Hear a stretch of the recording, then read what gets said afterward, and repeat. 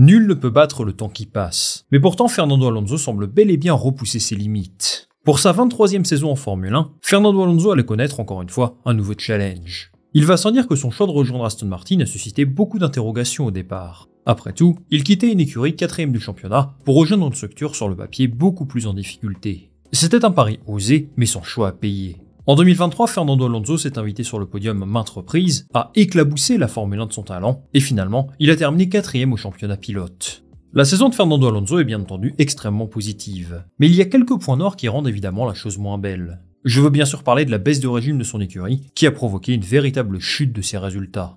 Alonso a donc connu un exercice 2023 à 2 vitesses. Personne ne s'attendait à voir Aston Martin à ce niveau au départ, mais leur méforme sur la deuxième partie de saison doit certainement lui laisser un goût amer en bouche. Dans ce contexte particulièrement instable, Alonso lui a affiché une régularité impressionnante. La question que je me pose aujourd'hui, c'est quel visage lui et son écurie vont-ils pouvoir afficher en 2024 ? Celui d'une écurie conquérante, capable de jouer des podiums chaque week-end, ou alors ce visage bien plus morose de la deuxième partie de saison ? C'est ce qu'on va tenter de comprendre dans ce nouvel épisode de 20 pilotes en 20 jours, c'est parti.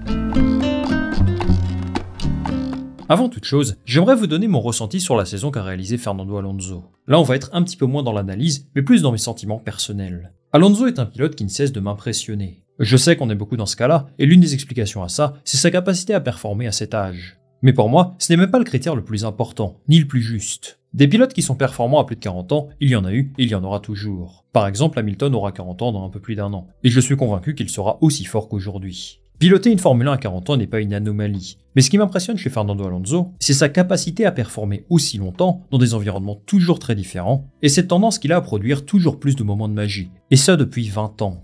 Cette saison, j'ai adoré son Grand Prix de Bahreïn, sa manœuvre sur Lewis Hamilton, mais aussi son incroyable tour de qualification à Monaco, ou encore sa bataille avec Sergio Pérez au Brésil. Alonso n'est évidemment plus le même pilote qu'il y a 20 ans, mais il réussit toujours à se renouveler et à élever son niveau de jeu. Il faut tout de même dire que Fernando Alonso a bénéficié d'une machine qui lui a permis de briller, en tout cas dans un premier temps. On est sur des statistiques effrayantes. Entre le Grand Prix de Bahreïn et celui du Canada, c'est 6 podiums en 8 courses. Pour une écurie comme Aston Martin, qui a terminé 7ème en 2022, je le rappelle, c'est une dinguerie absolue. D'entrée, on a compris que le mariage entre les deux parties allait fonctionner. Sur la grille, il y en a très peu qui auraient été capables de réaliser ce qu'a fait Fernando Alonso. Et pour une fois, on a eu l'impression qu'il ne s'est pas trompé dans son choix de carrière. Vous savez qu'Alonso est réputé pour prendre de très mauvaises décisions sur ses futures équipes. Lui ne disait qu'il voyait un gros potentiel dans le projet de Lawrence Stroll, et force est de constater qu'il avait raison. Évidemment, son duel avec Lance Stroll a tourné à la démonstration. Il y a plus de 100 points d'écart, 19-3 en qualif, et globalement un rythme largement supérieur à lui. Bon après, je pense que tout le monde s'attendait à ce scénario, et établir une comparaison avec Lance Stroll n'a presque pas lieu d'être tant l'écart de niveau est grand. Alonso a d'abord brillé, puis Alonso s'est effondré en même temps que son écurie. Sur la deuxième partie de saison, il a inscrit moitié moins de points que sur la phase aller, et je pense qu'il avait vraiment hâte que ce calvaire se termine. Après, lui s'est maintenu au même niveau. Il a continué d'inscrire des points presque à chaque Grand Prix, il ne sortait quasiment jamais en Q2 ou en Q1, il a même décroché des podiums dans des moments inespérés, comme à Zandvoort et Interlagos, et au final, il a continué à offrir pleine satisfaction à son équipe. Alors il y a 3 explications à la chute d'Aston Martin. Premièrement, il n'était pas très fort en début de saison, ce sont les autres qui étaient faibles. Quand on regarde ce qu'ont été capables de faire Ferrari ou Mercedes sur la deuxième partie de saison, on peut leur en vouloir de n'avoir pas été aussi performants au départ. Ce n'était pas à McLaren ou à Aston Martin de jouer les podiums avec Red Bull, non. C'était le job des deux autres top teams, elles n'ont juste pas été au niveau. Elles ont retrouvé un rythme beaucoup plus satisfaisant après 7 ou 8 courses, et les choses sont en quelque sorte rentrées dans l'ordre. Ils peuvent regretter de ne pas avoir terminé 4ème au classement constructeur, parce que je pense vraiment que c'était jouable avec McLaren, mais 5ème finalement c'est assez représentatif de leur niveau. Deuxième chose, Aston Martin était structurellement pas prête à jouer les podiums. En fait, je pense qu'eux-mêmes ne s'attendaient pas à évoluer à ce niveau-là. Pour aller un petit peu plus dans le détail, je me permets de partager avec vous un extrait d'une de mes vidéos sortie il y a 4 mois, intitulée « Aston Martin, la fête est finie ». Regardez. Aston Martin a des limites structurelles trop importantes pour l'instant pour espérer se battre pour la deuxième place au championnat. Mercedes notamment dispose d'infrastructures en place depuis bien plus longtemps, et ils ont un savoir-faire technique qui ne peut pas se rattraper en l'espace de quelques mois. Peu importe l'argent que met Lawrence Stroll, dans la F1 moderne, il faut du temps pour construire quelque chose qui peut battre les meilleures écuries. Red Bull et Mercedes, ça fait 15 ans presque qu'ils gagnent tous les championnats. C'est un travail titanesque de réussir à se mettre à leur niveau. Aston Martin a certes investi dans de nouvelles usines, dans une nouvelle soufflerie, dans un nouveau campus ultra moderne, mais tout n'est pas encore en place et fonctionnel, ce qui limite forcément leurs ambitions. Ce qu'il faut retenir, c'est qu'Aston Martin n'a pas encore les capacités de développer une voiture capable de gagner un titre. Par exemple, la première voiture à bénéficier de leur nouvelle soufflerie sortira en 2025. Donc c'est à partir de là qu'ils espèrent se battre pour la victoire chaque week-end. Enfin, une dernière chose qui explique la chute d'Aston Martin, c'est leur mauvaise compréhension de leurs évolutions. Je me souviens qu'en août, Mike Rack disait qu'il voulait surtout limiter la casse, ça montre que les ambitions étaient revues à la baisse. En vrai cette saison ça a été une catastrophe, même s'il y a eu du mieux sur les derniers Grands Prix. En tout cas je pense qu'à un moment donné ils se sont tournés tranquillement vers 2024. Au final, Alonso a été la plus grande source de satisfaction pour Aston Martin.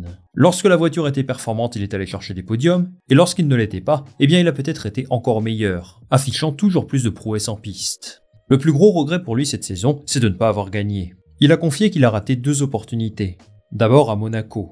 S'il avait réussi un 3e secteur un tout petit peu meilleur, eh bien il serait parti en pole position. Il aurait donc été le favori pour la victoire. Avec une stratégie différente, et peut-être un petit peu plus d'agressivité, il estime qu'il aurait également pu gagner à Zandvoort. Mais bon, il disait en rigolant qu'il ne voulait pas avoir de problème avec les fans néerlandais, et qu'il a donc laissé gagner Verstappen. Au moins, il a le sens de l'humour. Même sans victoire, la saison de Fernando Alonso reste l'une des meilleures de la grille. Son apport dans l'équipe a été extraordinaire. Il a en quelque sorte contrebalancé la déception Lance Stroll. C'est toujours compliqué d'analyser la saison d'un pilote quand son coéquipier est aussi peu performant. Mais dans le cas d'Alonso, on a l'impression que c'est un critère qui ne s'applique pas. Tout le monde a conscience qu'il a été très fort cette saison, et on a hâte de le voir à l'œuvre en 2024. Justement, 2024, que peut-on attendre de lui et d'Aston Martin? Eh bien, au risque de décevoir les fans du Taureau des Asturies, je ne m'attends pas vraiment à grand chose personnellement. 2023 devait être une année de transition pour Aston Martin, et sur la globalité de la saison, ça a plutôt été le cas. J'ai la sensation que 2024 sera un petit peu du même acabit. Il n'y a pas de changement technique réglementaire majeur, et donc peu d'opportunités de tirer son épingle du jeu. Après, Aston Martin est une écurie surprenante. Si je vous avais dit en 2022 qu'Alonso allait décrocher 8 podiums avec Aston Martin, je pense que vous m'auriez dit que j'en ai trop pris. En 2024, je ne m'attends pas à une surprise de cette taille, mais il y a quand même des raisons d'être optimiste. Les infrastructures continuent de grandir, le recrutement poursuit son cours, des synergies se créent, et Aston Martin est tout doucement en train de se transformer en une écurie du standing des meilleurs. Fernando Alonso va lui sans aucun doute poursuivre son aventure là-bas, même s'il a affiché pas mal de signes de frustration cette saison. Au fur et à mesure que les courses avançaient, on sentait évidemment une certaine désillusion de sa part. Après 23 saisons en Formule 1, son objectif reste le même, remporter le championnat. Et Aston Martin devra lui montrer qu'ils ont les moyens de le faire. Pour cette raison, leur performance en 2024 aura de grosses conséquences sur son avenir. Je rappelle que comme beaucoup de pilotes, il est en fin de contrat l'an prochain, et il sera donc libre de faire ce qu'il souhaite en 2025. Il y a eu des rumeurs chez Red Bull, mais je n'y crois pas vraiment. Aston Martin me semble être un projet taillé pour lui. Ils ont de grandes ambitions, lui aussi, il est le patron là-bas, et il a prouvé qu'avec une bonne voiture, il peut faire de grandes choses. Donc tout coule de source pour qu'ils poursuivent leur collaboration. La magie de Fernando Alonso va donc se poursuivre en 2024, et ce n'est pas pour nous déplaire. Il a en ligne de mire un objectif, la victoire numéro 33. Ce sera très compliqué, mais lui va certainement continuer de croire en son rêve. C'est fini pour cette vidéo les amis, merci d'être restés jusque-là. Pensez à partager avec moi en commentaire votre ressenti sur la saison de Fernando Alonso, mais aussi à liker, à partager cette vidéo autour de vous, et bien sûr à vous abonner pour m'offrir un maximum de soutien. On va se retrouver dès demain pour une nouvelle vidéo. Salut, à la prochaine!